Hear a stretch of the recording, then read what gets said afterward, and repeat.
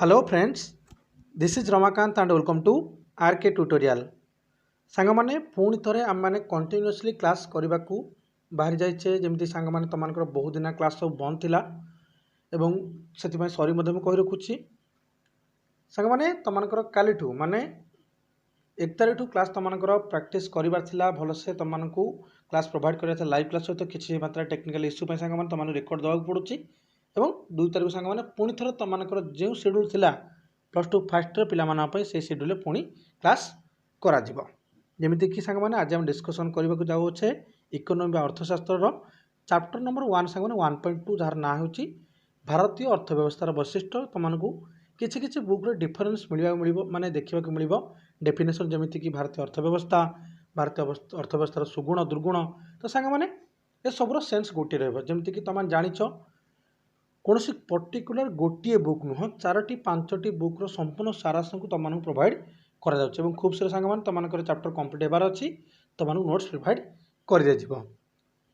आलोचना करवा भारतीय अर्थव्यवस्थार वैशिष्ट्य और सांग मैंने जदि कौन स्टूडेंट चैनल को नुआ आस चैनल सब्सक्राइब कर आम सेकेंड चैनल अच्छे जार ना अच्छी आरके सर इंग्लिश तुमको कॉम्पिटिटिव सेक्शन में से क्लास करा से चैनल सब्सक्राइब कर बेसिकली इंग्लिश ग्रामर को बेसी ध्यान दि जाऊँगी। ओके, अच्छा सांग मैंने भारतीय अर्थव्यवस्थार वैशिष्ट्य कहले आम कौन बुझा तापर आम गोटी गोटी की सांग डिस्कसन करवा। अर्थव्यवस्था कौन आम पूर्व क्लास डिस्कसन कर सारी रिक्वेस्ट करी क्लास सांग मैंने सिक्वेन्स वाइज देखुव।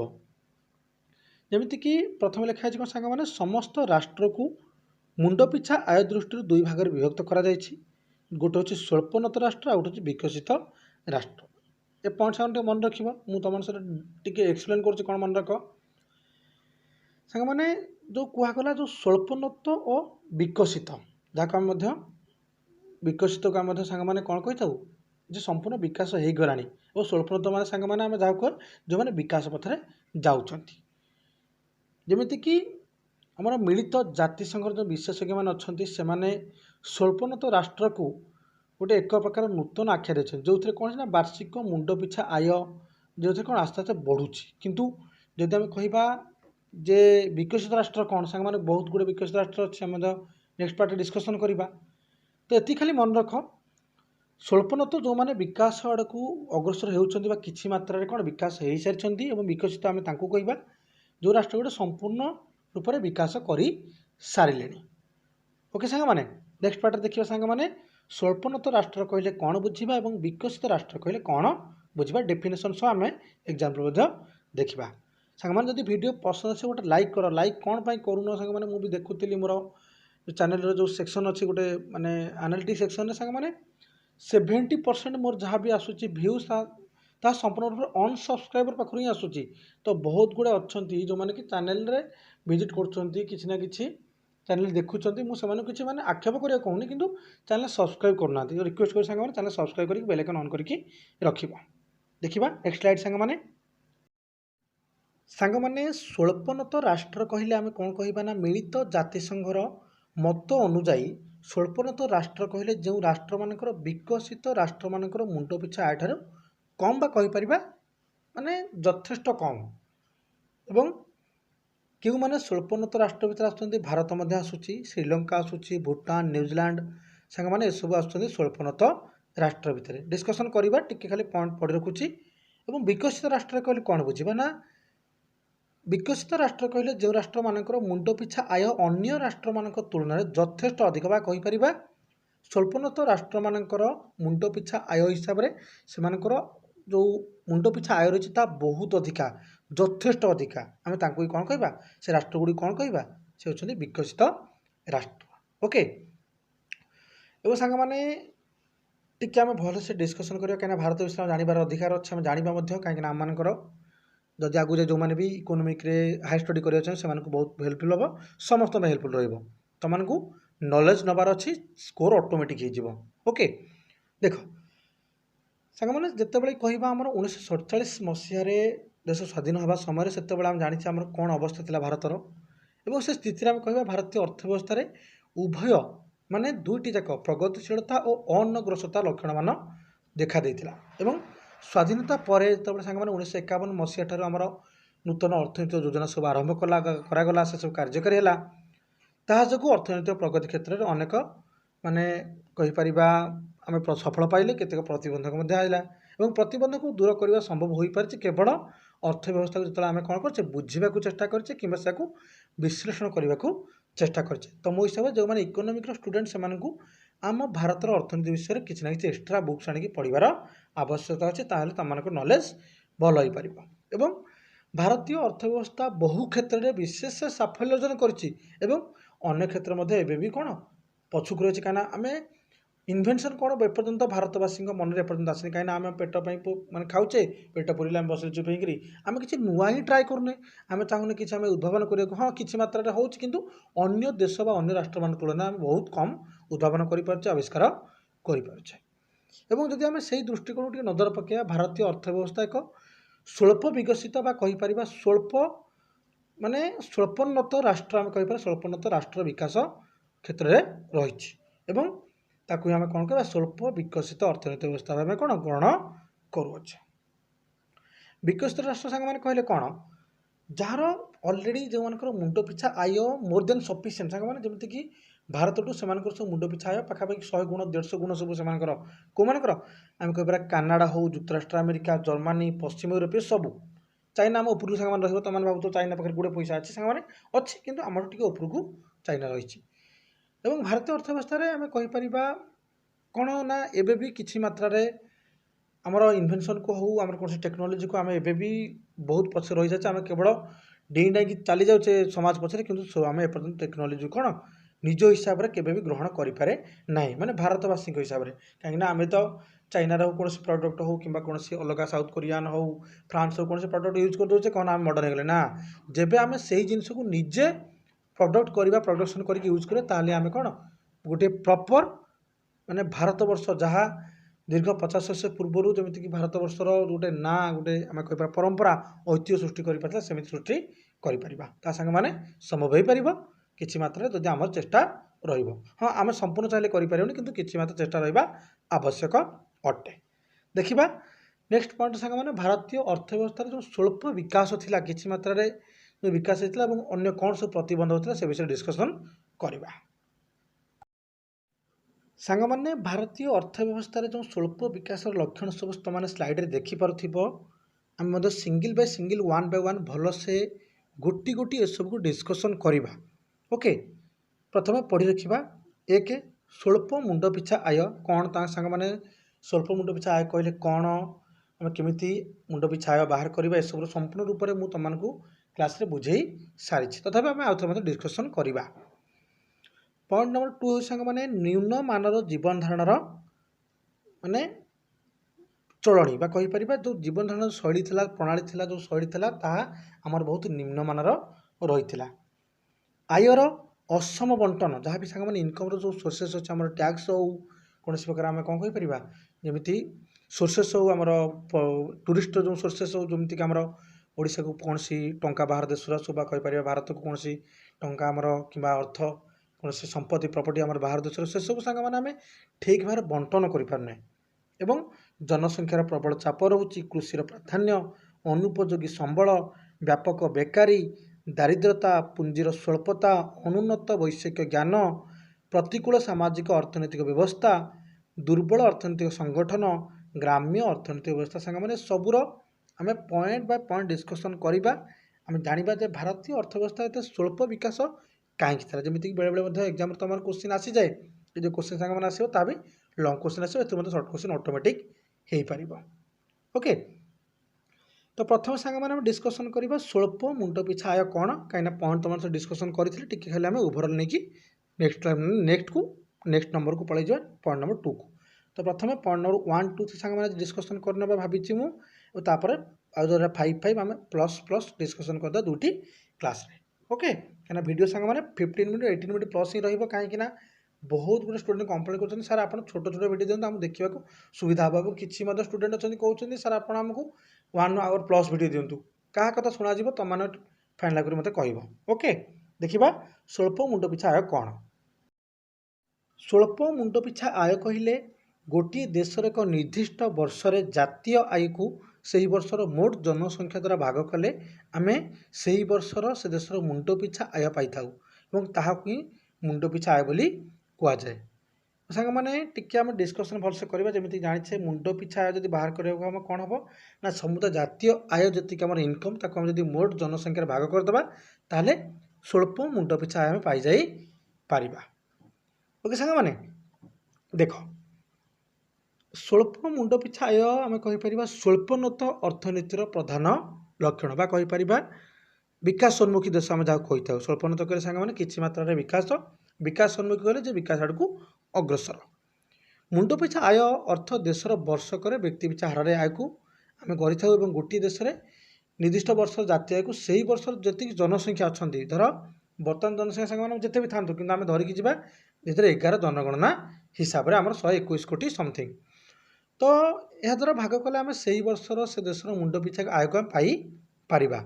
ଏବଂ ଭାରତୀୟ ଅର୍ଥ ବ୍ୟବସ୍ଥା ସ୍ୱଳ୍ପୋନ୍ନତ ହେବାର ପ୍ରଧାନ କାରଣ ହେଉଛି କ'ଣ ନା ମୁଣ୍ଡ ପିଛା ଆୟର ମାନେ କମ୍, ଆପେକ୍ଷିକ କମ୍ ଏବଂ ଦୃଷ୍ଟିକୋଣରୁ ଏହା ମାତ୍ର ଅତି ନିମ୍ନମାନର ଆମେ କହିପାରିବା। କେତେ ତମାନେ ମୋତେ କମେଣ୍ଟ ସେକ୍ସନ୍ ଲେଖିପାରିବ। ମୁଁ ସବୁ ଦେଶର ପାଖାପାଖି ଯେତିକି ସାଙ୍ଗମାନେ ମୋର ମନେ ଅଛି କିମ୍ବା ମେମୋରି ଅଛି ମାନେ ମେମୋରି ରହିଛି ତାହା ତମମାନଙ୍କୁ କହି ରଖୁଛି, କିନ୍ତୁ ଭାରତର କେତେ ବର୍ତ୍ତମାନ ମୁଣ୍ଡ ପିଛା ଆୟ 2011 ହିସାବରେ ତମାନେ ମୋତେ କମେଣ୍ଟ ସେକ୍ସନ୍ରେ ଜଣେଇବ। 2014-15 ସାଙ୍ଗମାନେ ମଧ୍ୟ ବାହାରିଛି, ଦରକାର ପଡ଼ିଲେ ଖୁବ୍ ଶୀଘ୍ର ସାଙ୍ଗମାନେ 2021 ମଧ୍ୟ ଆସୁଛି। ତମାନେ କିନ୍ତୁ ଲେଖିବ କମେଣ୍ଟ ସେକ୍ସନ୍ରେ କିମ୍ବା ମୋତେ ହ୍ୱାଟ୍ସଆପ୍ ଗ୍ରୁପ୍ରେ ମୋତେ ଜଣେଇ ପାରିବ।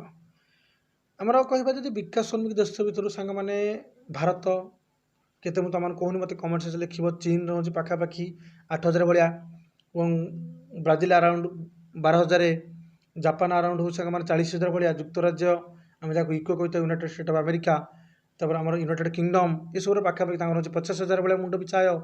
ଜର୍ମାନୀ ମାନେ ପାଖାପାଖି 50+ ଏବଂ କାନାଡ଼ା ପାଖାପାଖି 50+, ଯୁକ୍ତରାଷ୍ଟ୍ର ଆମେରିକା ତ 60 ପାଖାପାଖି ଲାଗିଯିବ ସାଙ୍ଗମାନେ। ଏସବୁର USA ତାଠୁ ଅଧିକା ଲାଗିବ ସାଙ୍ଗମାନେ। ଏସବୁର ହେଉଛି ମାନେ ଆୟ। ଭାରତରେ ମଧ୍ୟ ଆୟ କିଛି ନା କିଛି ଅଛି, ତମାନେ ଜାଣିଥିବ, ମୋତେ କମେଣ୍ଟ ସେକ୍ସନ୍ରେ ଲେଖିକି ଜଣାଇବ। ଏବଂ ସାଙ୍ଗମାନେ ଯଦି କହିବା କୌଣସି ବିକଶିତ ରାଷ୍ଟ୍ର ଯଥା ଆମେରିକା ହେଉ, କାନାଡ଼ା, ଜାପାନ, ଜର୍ମାନୀ ଓ ଯୁକ୍ତରାଷ୍ଟ୍ର ଅପେକ୍ଷାରେ ଆମର ଯେଉଁ ମୁଣ୍ଡ ପିଛା ଆୟ ଅଛି ତାହା ବହୁତ କମ୍, ଅତି କମ୍ ଏବଂ ପ୍ରକୃତରେ କହିବାକୁ ଗଲେ ମାନେ ବିଲକୁଲ ଜିରୋ ବରାବର। ଓକେ, କାହିଁକିନା ଆମେ ଚୀନ ଯଦି ରହିଲା 8,000 ସାଙ୍ଗମାନେ ଏବଂ ଯେଉଁ କହିଲି ଯୁକ୍ତରାଷ୍ଟ୍ର ଆମେରିକା ରହିଲା ପାଖାପାଖି 60 ପାଖାପାଖି ସାଙ୍ଗମାନେ, 8ରୁ 60 ଭାବ କେତେ ଗୁଣ ହେଲାଣି। ଓକେ, ତ ଆମେ ତାଠୁ ତ କମ୍ ଅଛି, ଚୀନଠୁ ବି ବହୁତ ସାଙ୍ଗମାନେ କମ୍, 3-4 ଗୁଣ କମ୍। ଓକେ, ଏବଂ ପ୍ରକୃତରେ ଭାରତରେ ମୁଣ୍ଡ ପିଛା ଆୟ ଯେ କେବଳ ଉନ୍ନତ ଦେଶ ତୁଳନାରେ କମ୍ ତାହା ନୁହେଁ, ଏପରିକି ଛୋଟ ଛୋଟ ସାଙ୍ଗମାନେ ଯେଉଁ ଦେଶ ଅଛନ୍ତି ସେମାନଙ୍କଠୁ ମଧ୍ୟ କ'ଣ ଆମର ବହୁତ କମ୍ ମୁଣ୍ଡ ପିଛା ଆୟ।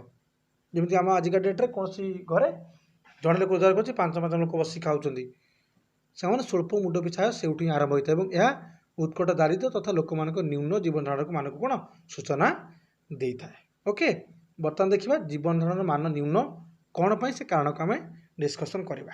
ଓକେ, ଚାଲନ୍ତୁ ଯିବା ସାଙ୍ଗମାନେ ନେକ୍ସଟ ସ୍ଲାଇଡ୍କୁ। ସାଙ୍ଗମାନେ ଜୀବନ ଧାରଣର ମାନ କହିଲେ ଆମେ କ'ଣ ବୁଝିବା ନା ଆମର ଯେଉଁ ହାରାହାରି ପରମାୟୁ ଥାଏ, ଯେମିତିକି ଗୋଟେ ଲୋକ ଆଭରେଜ କେତେ ବର୍ଷ ବୟସରେ ମୃତ୍ୟୁବରଣ କରେ, ଶିଶୁ ଯେଉଁ ମୃତ୍ୟୁହାର ସଂଖ୍ୟା, ସାକ୍ଷରତା ଯେଉଁ ହାର, ଏବଂ ଭାରତର ସାଙ୍ଗମାନେ ପ୍ରତି ବ୍ୟକ୍ତିର ହାରାହାରି ପରମାୟୁ ହେଉଛି 64 ବର୍ଷ। ମାନେ ହାରାହାରି ସାଙ୍ଗମାନେ କ'ଣ ଜାଣିଛ ନା, ଜାଣିଛ ଆମେ ଯାହାକୁ ମାନେ ସମ୍ପୂର୍ଣ୍ଣ ଗୋଟେ ଲୋକ 100 ବର୍ଷରେ ମଲା, ଜଣେ ମଲା 25 ବର୍ଷରେ, ଜଣଙ୍କର ମାନେ 80 ବର୍ଷରେ, ଯେମିତି ସବୁ ମୃତ୍ୟୁବରଣ ହୋଇଥାଏ ସେସବୁ ମିକ୍ସ କରାଯିବ। ଯେତିକି ଲୋକ ମରିଛନ୍ତି ତାକୁ ଭାଗ କରିଦିଆଯିବ, ତାହେଲେ ବାହାରିଯିବ ହାରାହାରି ପରମାୟୁ। ଦେଖିବା ପଏଣ୍ଟ ସାଙ୍ଗମାନେ ଗୋଟେ ଡିସ୍କସନ୍ କରିବା। ଯେମିତି ଜୀବନ ଧାରଣ ମାନର ଭୌତିକ ସୂଚକଙ୍କ ସାଙ୍ଗରେ 3ଟି ଉପାଦାନ ଭିତ୍ତିରେ ଆକଳନ କରାଯାଏ: ହାରାହାରି ପରମାୟୁ, ଶିଶୁ ମୃତ୍ୟୁହାର, ସାକ୍ଷରତା ହାର। ଓକେ, ଦେଖିବା ପଏଣ୍ଟ ଗୋଟେ ଡିସ୍କସନ୍ କରିବା। ସ୍ୱଳ୍ପ ବିକଶିତ ରାଷ୍ଟ୍ରର ସାଙ୍ଗମାନେ ଗୋଟେ ଅନ୍ୟ ଏକ ଲକ୍ଷଣ ହେଉଛି ଜୀବନ ଧାରଣର ମାନ ହେଉଛି ଅତ୍ୟନ୍ତ ବା କହିପାରିବା ଦୟନୀୟ ବା ଅତ୍ୟନ୍ତ ଶୋଚନୀୟ। ଏବଂ ଜୀବନ ଧାରଣ ମାନର ଆମେ ଯଦି ଭୌତିକ ସୂଚକଙ୍କୁ ଆମେ ନଜର ପକାଇବା, 3ଟି ଯାକ ହେଉଛି ଅତି ଗୁରୁତ୍ୱପୂର୍ଣ୍ଣ। ଓକେ, ଯେମିତିକି ଗୋଟେ ହେଉଛି ହାରାହାରି ପରମାୟୁ, ଶିଶୁ ମୃତ୍ୟୁହାର, ସାକ୍ଷରତା ହାର। ସେଥିପାଇଁ ସାଙ୍ଗମାନେ କ'ଣ ହେଇଛି ନା ଆମର ଏଠି ଶିଶୁ ମୃତ୍ୟୁହାର ମାନେ ପଛ ବର୍ଷ ଅପେକ୍ଷା କମିଯାଇଛି, କିନ୍ତୁ ମାନେ ଆଂଶିକ କମିଛି। ଓକେ, ସେଥିପାଇଁ ଭାରତର ହାରାହାରି ପରମାୟୁ ହେଉଛି 64 ବର୍ଷ 2011 ଜନଗଣନା ହିସାବରେ, ଯାହାକି ବିକଶିତ ରାଷ୍ଟ୍ରର ହାରାହାରି ପରମାୟୁ ହେଉଛି 78 ବର୍ଷ, ପାଖାପାଖି 20 ବର୍ଷ ଅଧିକ। ମନେ ରଖିବ ସାଙ୍ଗମାନେ, এই ଇନଫର୍ମେସନ୍ ତୁମମାନଙ୍କର କାମରେ ଲାଗିବ। ଏବଂ ତାଠାରୁ ମଧ୍ୟ ଆମର ବହୁତ କମ୍, ମାନେ 80ରୁ ଆମେ ଭାବିନ 64 ପାଖାପାଖି, କି ଧର 78ରୁ 64 ସାଙ୍ଗମାନେ ଡିଫରେନ୍ସ ପାଖାପାଖି 10-12 ବର୍ଷ 15 ବର୍ଷ ଡିଫରେନ୍ସ ରହିଲେ, ବୁଝିପାରୁଛ ନା ନାଣି? ତ ଭାରତର ଯେଉଁ ଶିଶୁ ମୃତ୍ୟୁହାର सतावन होता बेले माने 2011 जनगणना हिसाब से मन रख सांग मैंने पॉइंट सब जाक माने राइट इनफर्मेशन तुम बुक रे मिल जाव उन्नत राष्ट्र मान शिशु मृत्यु हार कम जमीक 6, 7, 10 भाया रे सब राष्ट्र अलग अलग सेन्स तो से भाई भारत साक्षरतार जब 74.6 रोचे विकसित राष्ट्र साक्षरतार ताठू बोधे कौन बहुत कम रोके माने बुझ भारतर साक्षरतार केते परसेंट 74.6 एवं विकसित राष्ट्र साक्षरतार हार ठार मैंने बहुत कम से 90% रही आम रहा 70% जमी केरल आम सांग मैंने सब हाएस्ट लिटरेसी रेट जाच एवं निम्न हारारी परमायु हो उच्च शिशु मृत्यु हार निम्न साक्षरता दृष्टि नुहे एवं स्वल्प मुंड पिछा आयु पुष्टिहीनता गरीब आम कहीपर सब दयनीय स्थित भारतीय अवस्था चली विश्व बैंक द्वारा प्रकाशित जो आम मानवीय अभिवृद्धि जहाँ आम कही मोर जो इंडेक्स गोटे आसे ह्यूमन डेवलपमेंट इंडेक्स से 187 देश रखा जाच ना नहीं ये सब इनफर्मेशन तुम मन रखा पड़ो 187 देश मध्य भारतर सांग मैंने जो अच्छी माने स्टेप अच्छी भारत पाखापाखि 135+ स्टेप आसी पहुँची गलानी एवं जितेबाला कि चीन पाखापाखि 90 ब्राजिल 80 पाखापाखि अच्छी और दक्षिण आफ्रिकार 118 भाया रही सांग मैंने सबूर अधिक इंपोर्टां तो एत भी नुह तुम एग्जाम अकॉर्डिंग किंतु एग्जाम अकॉर्डिंग जोटा सब इंपोर्टां से सब कही रखिली जे परमायु केते एवं माने कारण सब कौन उपादान भितर आकलन कर सब तुम पॉइंट मन रखा देखा नेक्स्ट पार्ट सांग मैंने आयर जो असम बंटन ये डिस्कसन करके क्लास सांग एंड करवा नेक्स्ट क्लास डिस्कसन करवा आग को आयर असम बंटन देखा सांग मैंने आयर असम बंटन कहले आम कौन बुझा देख आय आम क्या कर सांग मैंने आम इनकम जमी आम सरकार चली सांग मैंने केमी चलती टैक्स रोड टैक्स हो कौन वाटर टैक्स हो कौन इलेक्ट्रिक बिल टैक्स हो सांग मैंने कौन तुम्हें जिनस कौन टैक्स दियो कि आम कहीपर जो आमर जो सब आस फरेन लिकर जो आसूँ कि आमर जो आसूँ सांग मैंने निशा द्रव्य जो टैक्स अधिक आशा सांग मैंने मन रख निशा द्रव्य टैक्स पाखापाखि सरकार को मिलूँ 25% प्लस आमर संपूर्ण ओडिशार खर्चर मन रख ओके ये सब जो टैक्स आसता है आम ठीक जगह जो विनियोग नक सांग मैंने से टैक्स आम कौन सठिक विनियोग नक आमको ही प्रोब्लेम हम कौन आम माने यूटिलाइज तो करदे कि कौन प्रकार फलप्रद पाइपर ना तेणुक भावी चिंतिक एसबूर कौन कर दरकार व्यवहार करने आवश्यक जमीक भारतीय आय स्वल्प अटे यार बंटन सुषम नुहे कृषि क्षेत्र और अर्थनैतिक शक्ति केन्द्रीकरण मुख्य उदाहरण अटे